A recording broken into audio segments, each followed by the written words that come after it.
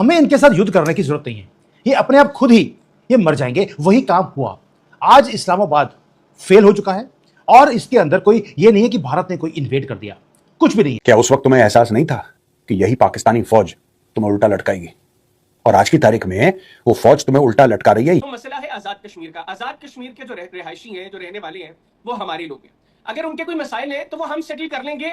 उसमें believe me, ना आपसे किसी मशवरे की जरूरत है हमें, ना आपसे किसी सलाह की जरूरत है। गलत कर रहे हैं सर, हमारी स्टेट ने गलत किया है कश्मीर के लोगों के साथ। आपके जो इलेक्शंस होते हैं ना, चाहे वो आजाद कश्मीर के या पीओके के इलेक्शंस हो या कहीं के हो, आप खुद जानते हैं कि वो किस तरह के इलेक्शंस होते हैं, वहां पे किस तरह से वोटिंग होती है। हमें इनके साथ युद्ध करने की जरूरत नहीं है, ये अपने आप खुद ही ये मर जाएंगे। वही काम हुआ।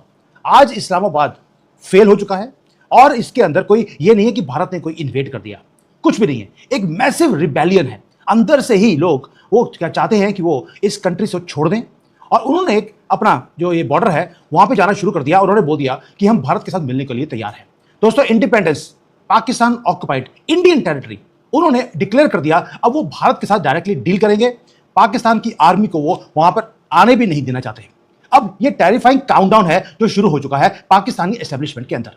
अभी आज की डेट में क्या हो रहा है, एक जियोपॉलिटिकल और जियोग्राफिक और पॉलिटिकल फ्रैक्चरिंग आपको दिखती है पाकिस्तान के अंदर। पूरा कंट्री अंदर से टूटने की कगार के ऊपर है। मजा आ जाएगा कि जो काम अजीत डोभाल ने 2012 में बोला था, इंदिरा बोल दिया, सोनिया गांधी और राहुल गांधी ने वो काम नहीं होने दिया। मोदी जी ने उसी बंदे को पकड़ा, अजीत डोभाल को, और काम शुरू करवा दिया। दोस्तों, मैं प्राउडली बोल रहा हूं, ये सारे काम भारत करवा रहा है और हम करवाते रहेंगे। भाई, अगर उन्होंने हमारे खिलाफ जिहाद शुरू किया, हमने भी जिहाद के खिलाफ जिहाद शुरू कर दिया है ओपनली। अब ये स्टार्ट हुआ कैसे? ये स्टार्ट हुआ एक सिंगल अल्टीमेटम के साथ। अल्टीमेटम ये था जिसने पूरे कॉरिडोर्स जो है पावर के पाकिस्तान के अंदर, उसमें शॉक वेव्स भेज दिए। जो लोग हैं पाकिस्तान ऑक्युपाइड इंडियन कश्मीर, उन्होंने ऑफिशियली अपना इंडिपेंडेंस डिक्लेयर कर दिया और साथ में क्या बोल दिया, we are not stopping here. उन्होंने बोल दिया अब हम लाइन ऑफ कंट्रोल के उधर जो कश्मीर है और जो भारत है, हम उसके साथ डायरेक्टली बात करेंगे। अगर आप लोग देखें वहां पर, वो रो रहे हैं। वही जो इनका तरीका है, वही लेडीज और बच्चे वो टीवी के ऊपर आकर वो ईद के ऊपर रावलकोट में वो रो रहे थे कि भाई वहां के जो कश्मीर के लोग हैं वो इतने खुशहाल हैं, उनको आटा भी मिल रहा है, पानी भी मिल रहा है, बिजली मिल रहा है। इन तीन चीजों पे वो पाकिस्तान से अलग होने के लिए वो तैयार हैं। उनको सड़कें नहीं चाहिए, उनको एयरपोर्ट नहीं चाहिए, उनको हॉस्पिटल नहीं चाहिए, उनको बिजली, पानी और आटा चाहिए। आप सोच सकते हैं पाकिस्तान के अंदर हालत क्या है। दोस्तों, ये हिस्टोरिक अनप्रेसिडेंटेड सिविल अपराइजिंग है जो हमने कश्मीर में देखी। पहले तो बोलते थे कि कश्मीर लेके रहेंगे, अब बोलते हैं कश्मीर देके रहेंगे। ये हालत हो गई है पाकिस्तान के अंदर। अभी क्या हो रहा है, 22 दिन हो गए लगातार लैक्स ऑफ लोग वो सड़कों पे आ रहे हैं और उन्होंने पूरे रीजन को पैरालाइज करके रख दिया। वो खड़े बाहर अपने ग्राउंड के ऊपर कि भाई अब हम इस ब्रूटल हेवली आर्म्ड जो पाकिस्तान आर्मी है, इसके अत्याचार को हम सहन नहीं करेंगे। जो बीवियां हैं, इनकी बीवियां और बच्चे हैं, वो लिटरली वो 0 पॉइंट यानी कि जो बॉर्डर है उसके पास खड़े हैं और मैसेज चिलिंग है इस्लामाबाद के लिए। क्योंकि पाकिस्तान सोचता था कि वो इनका पानी बंद कर देगा, बिजली बंद कर देगा, आटा बंद कर देगा, तो ये लोग घरों में चले जाएंगे, जो कि मुसलमान की जनरली आदत होती है। लेकिन इतना विशेष ब्लॉकेट होने के बाद भी, यानी कि ना तो पानी दिया जा रहा है इनको, इनकी बिजली काट दी गई, और जो ट्रक आ रहे थे बॉर्डर को, ये इनका जो चेक पॉइंट्स होते हैं पाकिस्तान से, अगर पीओके में जाना है तो चेक पॉइंट है, जैसे कि डिफरेंट कंट्री में जा रहे हो, उस पे अगर कोई व्हीट और राइस लेके जा रहा है, मेडिसिन लेके जा रहा है, वो नहीं जाने दिया जा रहा। अगर दूध जा रहा है जो कि छोटे बच्चों को चाहिए, उसको रोक दिया गया कि ये इनको कुछ भी नहीं देना। यानी कि दोस्तों, पूरा का पूरा ब्लॉकेज कर दिया है पाकिस्तान आर्मी ने पाकिस्तान ऑक्युपाइड इंडियन कश्मीर के लिए। और साथ में जो इंटरनेट है उसको भी ब्लॉक कर दिया पूरे रीजन में। पिछले 1 महीने से इंटरनेट बंद है। लेकिन भारत ने जब 370 बंद किया था, कुछ दिनों के लिए हमने इंटरनेट को ब्लॉक किया, तो इतना हुआ दुआई किया इन्होंने यूनाइटेड नेशंस में जाकर कि देखिए वहां पर इंटरनेट बंद हो गया है, सारे उनके जो हक होते हैं वो छीन लिए गए हैं। आज पीओके में जो हो रहा है उसके ऊपर कोई बोलता नहीं है। यही पे प्रॉब्लम आती है कहीं ना कहीं आईटी सेल ऑफ बीजेपी, जो कि इन चीजों को आगे लेके ही नहीं जाता। एनीवेज, आज बीजेपी में मैटर नहीं, आज तो मस्ती वाला मैटर है कि पीओके ने इंडिपेंडेंस डिक्लेयर कर दिया। दोस्तों, ये जो डिसेंट है वहां पे, जिसको बोलते हैं आज जो कश्मीर के जो फ्रीडम फाइटर्स हैं, पाकिस्तान ऑक्युपाइड कश्मीर के फ्रीडम फाइटर्स, उनको दबाने की कोशिश की जा रही है, डार्क रेस में रखा जा रहा है, वो पीछे हटने के लिए तैयार नहीं। क्या उस वक्त तुम्हें एहसास नहीं था कि यही पाकिस्तानी फौज तुम्हें उल्टा लटकाएगी और आज की तारीख में वो फौज तुम्हें उल्टा लटका रही है? यानी कि जब तक वो फौज तुम्हें हथियार दे रही थी, तुम्हें पैसे दे रही थी, तुम्हें ट्रेनिंग दे रही थी और तुम्हारे लिए जन्नत के दरवाजे खोल रही थी कि जाओ और काफिरों से लड़ो, तब तक वो फौज बहुत अच्छी थी। तब तक पाकिस्तानी फौज सब और बेहतरीन फौज है जनाब, बेहतरीन फौज है, ठीक है। और आज की तारीख में वही फौज तुम्हें दौड़ा रही है सड़क पर, गोलियां चला रही, तो वो फौज बुरी हो गई। ये कैसे हुआ भाई? ये कैसे हुआ? तुम्हें क्या लगा था तुम सपोले को दूध पिलाओगे वो बड़ा होकर खरगोश बनेगा? सपोला बड़ा होकर सांपी बनता है यार। तुमने क्या सोचा था तुम पाकिस्तानी फौज करोगे और वो तुम्हारे साथ वही सलूक करेंगे? ये वही पाकिस्तानी फौज है जिसने ईस्ट पाकिस्तान में 30 लाख बंगाली मार दिए, 10 लाख बंगाली वुमेन के साथ इन्होंने ज्यादती की। ये यही पाकिस्तानी फौज है और तुम इसके कसीदे पढ़ते थे। आज की तारीख में तुम्हें लग रहा है कि तुम्हारे घर तक आग पहुंच गई, इसलिए ओहो हमारे पास तो इंडिया का ऑप्शन है। आपके पास कोई इंडिया का ऑप्शन नहीं है, ठीक है? जिस दिन हमने फैसला कर लिया हमें पीओके लेना, वैसे ही ले लेंगे, ठीक है? और इसमें आपकी नारेबाजी की जरूरत नहीं है। कई लोग मुझे लिख रहे हैं, कई लोग बोल रहे हैं कि अरे मेजर साहब ऐसा है कि अगर लोग वहां पे विद्रोह कर रहे हैं तो आप क्यों टोक रहे हैं? भाई ये कोई विद्रोह नहीं कर रहे, मैं आपको बताता हूं, ये कोई विद्रोह नहीं कर रहे, कुछ नहीं कर रहे। मैं एक बात और पूछना चाहता हूं, ये तो सेकंड पॉइंट है मेरा तीसरा पॉइंट ये है कि इन्होंने बोला कि साहब जो डीसी है उस इलाके का, तो यहां पे जैश ए मोहम्मद की रैली निकली थी, ठीक है साहब, रावलाकोट में जैश ए मोहम्मद की रैली निकली थी और जैश ए मोहम्मद की रैली में AK-47 लेके तलवारें लेके निकले थे और इनको एक्चुअली सिक्योरिटी देने वाला स्टेट था। यानी कि वहां पे जो कलेक्टर है या कोई भी है जो वहां पे ब्यूरोक्रेट है सीनियर मोस्ट, वो इनको सिक्योरिटी के इंतजाम कर रहा था कि जैश ए मोहम्मद रैली निकालेगी। तब तुमने अपना मुंह क्यों नहीं खोला भाई? मैं पूछना चाहता हूं जो आज की तारीख में ये बड़े बड़े चौधरी बन रहे हैं पीओके में कि हम ऐसा इंडिया इंडिया इंडिया को छोड़ दो तुम, ठीक है ना? प्लीज तुम्हें जो करना है करो, तुम्हें घर में चुपचाप बैठना है, बैठो, तुम्हें आग लगानी आग लगाओ, इंडिया क्या लेने देना? मैं ये कहना चाहता हूं, I just want to ask one thing. मेरा एक सवाल है यार, बड़ा जेन्युइन, खुद अपने मुंह से कह रहे हैं यहां पे सरदार अमन खान कह रहे हैं जो जॉइंट अवामी एक्शन कमेटी के हेड हैं इस वक्त। उनका ही कहना है कि साहब यहां पे जैश ए मोहम्मद की रैली निकली। कहने की बात यह है कि वो लोग दहशतगर्द हैं, उनकी रैली निकली। भाई जैश ए मोहम्मद की रैली कल परसों निकली है। जैश ए मोहम्मद की रैलियां वहां पे इतने सालों से, दशकों से, दिहाइयों से निकल रही हैं। लश्कर ए तैयबा की रैलीज निकल रही हैं। आप क्यों नहीं आए सड़क पे? आज की तारीख में क्यों आ रहे हो? कल तो आप मस्जिद के बाहर जो बक्सा बना रहता है आप उसके अंदर दान पेटी के अंदर दान डाल रहे थे, आप पैसे इकट्ठा कर रहे थे। हमें नहीं पता क्या होता है वहां पे, हमें नहीं पता क्या होता है पीओके में। कल तक तो आप बड़ा सपोर्ट कर रहे थे, जाइए जनाब जाइए जाइए वहां पे जिहाद फी सबिलिल्लाह ऐसा फैद। अब उसने कर दिया जिहाद का गाजर गोल घुमा दिया उसने। आज की तारीख में आप ये कह रहे हैं कि जैश ए मोहम्मद की रैली निकली थी, तो आज से निकल रही है, 30 साल से निकल रही है लश्कर ए तैयबा। जैश ए मोहम्मद कब से बने तब से रैलियां निकाल रहे हैं वहां पे। रैलियां क्यों करते हैं?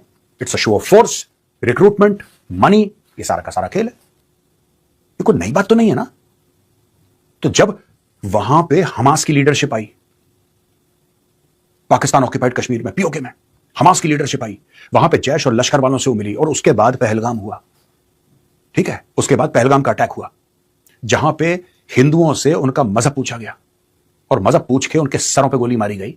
तब आप लोग सड़क पे क्यों नहीं आए? आज आपको इंडिया याद आ रहा है क्योंकि जो पाकिस्तानी दहशतगर्द भेज के निहत्ते लोगों के साथ कश्मीर में सलूक करता है, वही सलूक जो आपके साथ करा, तो आपके दिल में हमारे पास एक ऑप्शन है, आपके पास कोई ऑप्शन नहीं है, ठीक है? हम इंडिया के साथ मिल जाएंगे। सॉरी, हम जिस दिन फैसला कर देंगे ना पीओके लेने का, हम वैसे ही ले लेंगे। You are not required. दोस्तों, जो भारत के मीडिया में लंबी चौड़ी बातें कर रहे हैं भारत के मीडिया में कि हम ऐसा करेंगे जी, वैसा करेंगे और अब तो पीओके इनके हाथ से निकल जाएगा वहां पे, मैं आपको एक बात बता देना चाहता हूं। मीडिया वाले चला रहे हैं पीओके के ना ये जितने भी वीडियो हैं, मैं आपको एक बात बताना चाहता हूं, ये मामला कुछ और है, राइट? एक बात बताइए, आपको ऐसा लगता है कि वो कह रहे हैं भारत से मिलना चाहते हैं, वो दिल से भारत से मिलना चाहते हैं? बिल्कुल भी नहीं, ठीक है? बिल्कुल भी नहीं। आप लोगों का ये ख्वाब है बुनियादी तौर पर। मैं गुज़िश्ता 6-7 साल से तो रेगुलर इंडियन मीडिया पे आ रहा हूँ और बिलीव मी 6 साल पहले भी यही हालात थे कि आप लोग जब प्रोग्राम करते थे तो मुझे लगता था कि शायद जब मैं कमरे से निकलूंगा तो पाकिस्तान के टुकड़े हो जाएंगे। ये हालात आप लोग, ये तस्वीर कशी, ये मंजर कशी आप लोग अपने प्रोग्राम्स में करते हैं। हालात बुनियादी तौर पर ये है ऋतु कि आप लोग ये जो कर्मा की बात कर रहे थे ना, ब्रिगेडियर साहब बिल्कुल दुरुस्त कह रहे थे। अच्छा, ये कर्मा की जो फिलॉसफी है इसका इत्तलाक भारत पर होना शुरू हो चुका है। ऐसे तो नहीं 7 दिन में 2 करोड़ नौजवान कॉकरोच जनता पार्टी ज्वाइन करके अलम बगावत बुलंद करते हैं आपकी रियासत के खिलाफ, आपकी हुकूमत के खिलाफ। ऐसे तो नहीं इस वक्त खालिस्तान के जो लोग हैं वो पंजाब में जो कुछ हो रहा है और आप लोगों ने उस पर आंखें बंद की हुई हैं, ये सब कुछ वही गड़े हैं जो आपने पाकिस्तान के लिए खोदने की कोशिश की। जो कुछ मणिपुर में हो रहा है, जो 7 सिस्टर स्टेट्स में हो रहा है, जो वेस्ट बंगाल में हो रहा है, आप लोग अपने इलाकों की परवाह करिए ना, पीओके में क्या हो रहा है छोड़िए, भारत को आपने कह दिया ना, ठीक है? एक मिनट सुनिए, मैं आपको क्रॉस क्वेश्चन दे रही हूँ। अपने यहाँ के जो इलाके हैं, पीओके हो गया, बलूचिस्तान को लेकर के, सिंध को लेकर के, वहां पे सब खैरियत, सब ठीक है? वहां पर आपका ध्यान नहीं जाएगा? भारत में 7 सिस्टर्स पर भी बात करेंगे, कॉकरोच पर भी बात करेंगे। मैं आपके सवाल का आप अपने यहाँ का हाल बताइए ना महाराज। मैं आपको बिल्कुल इसका जवाब देता हूँ। देखिए, पहली बात ये कि जो मसला है आजाद कश्मीर का, आजाद कश्मीर के जो रिहायशी हैं, जो रहने वाले हैं, वो हमारे लोग हैं। अगर उनके कोई मसाइल है तो वो हम सेटल कर लेंगे। उसमें बिलीव मी, ना आपसे किसी मशवरे की जरूरत है हमें, ना आपसे किसी सलाह की जरूरत है।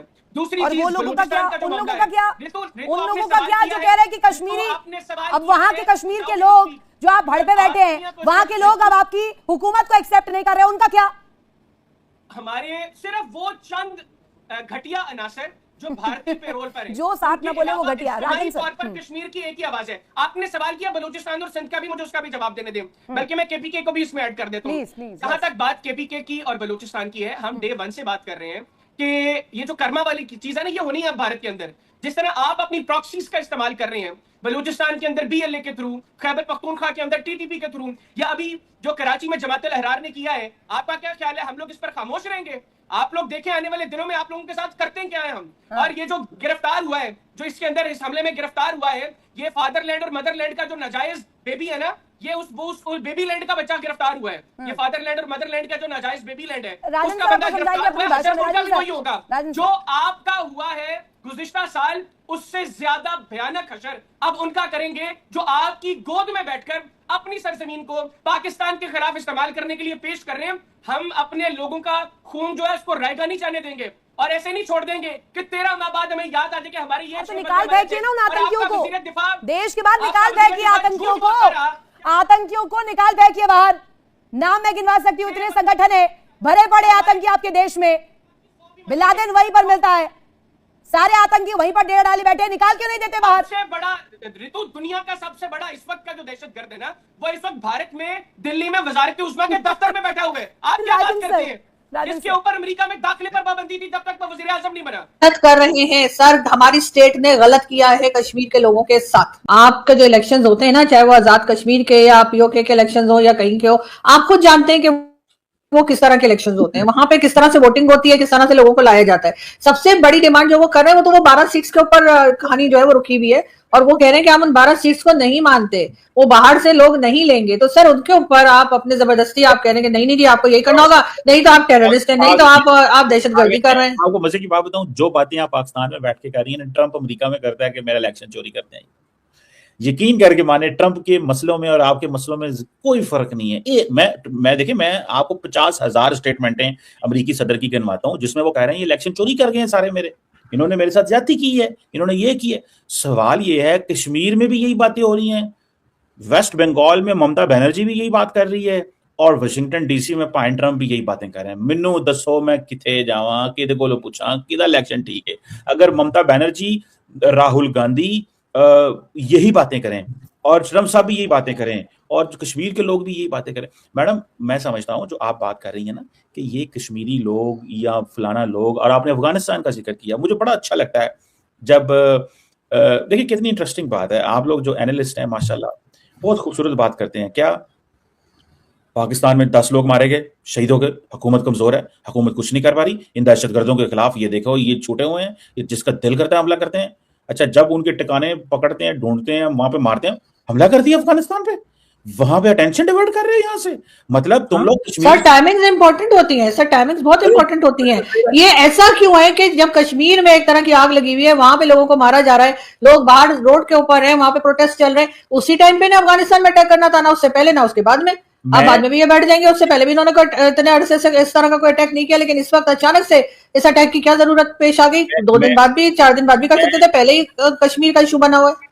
मैं आपकी बात मैं समझ गया हूँ, मैंने और उसके बाद अफगानिस्तान वही कह रहा है सर, जो हम भारत को कहते हैं ना, वो जी कोई टेररिस्ट ही नहीं, मासूम लोग मार दिया आपने, हमारे सिटीजन मार दिए, वही सर इस वक्त तालिबान भी कह रहे हैं कि वहां कोई टेररिस्ट नहीं था, वहां पे 13 बच्चे मारे गए हैं, कि पता नहीं 11 बच्चे हैं, और इसी तरीके से लेडीज, उन्होंने कहा वहां तो कोई टेरर ग्रुप या टेररिस्ट था ही नहीं। क्या कहेंगे आप? खूबसूरती पता है क्या, मुझे आपकी ये बात अच्छी लगती है, मैं आपकी बात को बहुत पसंद करता हूँ। पूछे क्या जी, क्या कि आप रणधीर जायसवाल और टीटीपी के जो स्पोक्स पर्सन है, दोनों की बात पे यकीन करती हैं, लेकिन पाकिस्तान की बात पे यकीन नहीं करती। मुझे ये आपकी बात इतनी अच्छी लगती है, आप एक इंडिपेंडेंट ऑनेस्ट जर्नलिस्ट होने के नाते, सुने तो सही, जरा मौकफ तक कंप्लीट करने दें मैडम साहबा। रणधीर जायसवाल भी वही बात करते हैं, इंडिया की मिनिस्ट्री ऑफ एक्सटर्नल अफेयर के स्पोक्स पर्सन, टीटीपी और अफगान तालिबान के स्पोक्स पर्सन भी एक ही बात करते हैं। पीओके के लोगों ने सड़क पर उतरकर भारत के साथ मिलने का ऐलान कर दिया है। पीओके ने कैसे पाकिस्तान की धज्जियां उड़ा दी, इसका खुलासा हम आगे वीडियो में आपके सामने करेंगे। लेकिन सवाल इस वक्त यह है कि आखिर पीओके में ऐसा क्या हो गया कि पाकिस्तान की सरकार और सेना दोनों पर एक साथ सवाल उठने लगे। क्या यह सिर्फ बिजली, आटे और महंगाई का आंदोलन है, या फिर पाकिस्तान के खिलाफ खड़ा हो चुका है एक ऐसा जन आंदोलन जो आने वाले दिनों में इस्लामाबाद के लिए सबसे बड़ी चुनौती बन सकता है, पाकिस्तान का नक्शा बदलकर रख सकता है। दरअसल पाकिस्तान के अवैध कब्जे वाले कश्मीर यानी कि पीओके में जारी विरोध प्रदर्शन अब लगातार तेज होता हुआ नजर आ रहा है। रावलकोट के ऐतिहासिक ईदगाह मैदान में बड़ी संख्या में लोग इकट्ठा हुए। अलग अलग रिपोर्ट्स में इस भीड़ का जो संख्या थी, आकार था, ये अलग अलग बताया गया, जबकि कुछ रिपोर्ट्स में यह दावा किया गया कि इस भीड़ की संख्या 80,000 से भी ज्यादा थी। हालांकि इस आंकड़े की स्वतंत्र पुष्टि अभी नहीं हो सकी है, लेकिन जिस बात ने सबसे ज्यादा हलचल मचाई है वो भीड़ नहीं बल्कि मंच से दिया गया वो भाषण था जिसने पाकिस्तान की पूरी कहानी पर सवाल खड़े कर दिए हैं। जॉइंट अवामी एक्शन कमेटी यानी कि जैक के नेता सरदार अमन खान ने मंच से पाकिस्तान की सेना पर बेहद गंभीर आरोप लगाए। उन्होंने ये दावा किया है कि कश्मीरियों के हाथों में सबसे पहले हथियार किसी और ने नहीं बल्कि खुद पाकिस्तान की सेना ने दिए थे। उन्होंने जो बयान दिया उसके मुताबिक जिन लोगों को कभी हथियार और गोला बारूद उपलब्ध कराए गए, आज वही सरकार अपने अधिकारों की मांग करने वाले को आतंकी बता रही है। अगर ये आरोप सही साबित होते हैं तो पाकिस्तान का वर्षों पुराना नैरेटिव खुद उसके अपने कब्जे वाले इलाके से चुनौती के घेरे में आ जाता है। यानी यहीं पर अमन खान यहां पे बता दें कि नहीं रुके। उन्होंने बताया कि रावलकोट में जैश ए मोहम्मद के एक कार्यक्रम में जिक्र करते उन्होंने ये आरोप लगाया कि उस समय हथियारों के साथ खुलेआम मार्च निकाला गया, लेकिन प्रशासन ने उसे रोकने के बजाय जैश ए मोहम्मद को सुरक्षा उपलब्ध कराई। उन्होंने ये भी सवाल उठाया कि अगर उस समय बंदूकों और तलवारों के साथ रैली निकालने वालों पर कार्रवाई नहीं हुई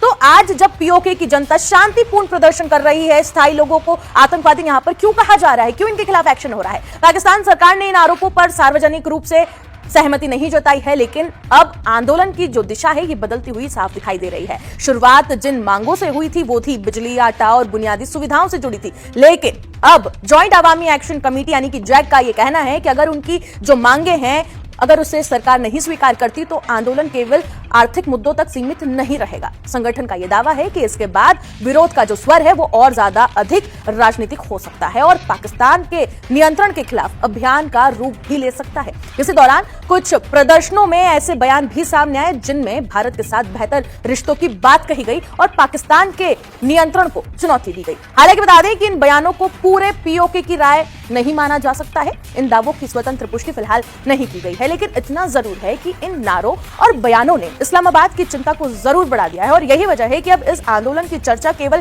पीओके या पाकिस्तान के अलग अलग क्षेत्रों तक सीमित नहीं है। रिपोर्ट्स के मुताबिक ब्रिटेन, यूरोप और अमेरिका में रहने वाले कश्मीरी समुदाय के कुछ समूह ने भी पाकिस्तान के दूतावास के बाहर जमकर प्रदर्शन कर आंदोलन के समर्थन में अपनी आवाजें उठाई है। यानी मामला अब स्थायी विरोध से निकलकर अंतर्राष्ट्रीय चर्चा का हिस्सा बनता हुआ साफ नजर आ रहा है।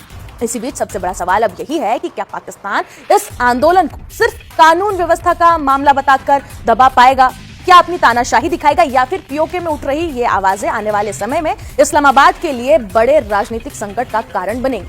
फिलहाल तस्वीरें ये साफ है कि पीओके में असंतोष खुलकर सामने आ चुका है, लेकिन इस आंदोलन का अंतिम रिजल्ट क्या होगा ये तो आने वाले दिनों में पाकिस्तान सरकार की जो प्रतिक्रिया है वो बताएंगी, स्थायी हालात बताएंगे और राजनीतिक घटनाक्रम पर निर्भर करेगा। अब आप बताइए, क्या आपको लगता है कि पीओके का ये जो आंदोलन है ये पाकिस्तान के लिए सिर्फ एक विरोध प्रदर्शन है या फिर पाकिस्तान का नक्शा? पीओके में हालत सच में हाथ से निकलते जा रहे हैं। शौकत मीर की अरेस्ट ने वहां एक ऐसा गुस्सा ट्रिगर किया है जो अब रुकने का नाम नहीं ले रहा है। लोग वहां से बिजली, आटे या पानी की मांग नहीं कर रहे हैं, बल्कि अब ये मामला सीधे पाकिस्तान सरकार और वहां की स्टेब्लिशमेंट के खिलाफ एक बड़ी बगावत बन गया है। रावलकोट पर बाकी इलाकों में जो तस्वीरें आ रही हैं उसमें साफ दिखा रहा है कि लोग सड़कों पर उतर आए और डरने को तैयार बिल्कुल नहीं है। पाकिस्तान की फौज और शहबाज सरकार ने वहाँ फोर्स का इस्तेमाल करके सिचुएशन को कंट्रोल करने की कोशिश की है, लेकिन उससे उल्टा असर हुआ है। लोग और ज़्यादा भड़क गए।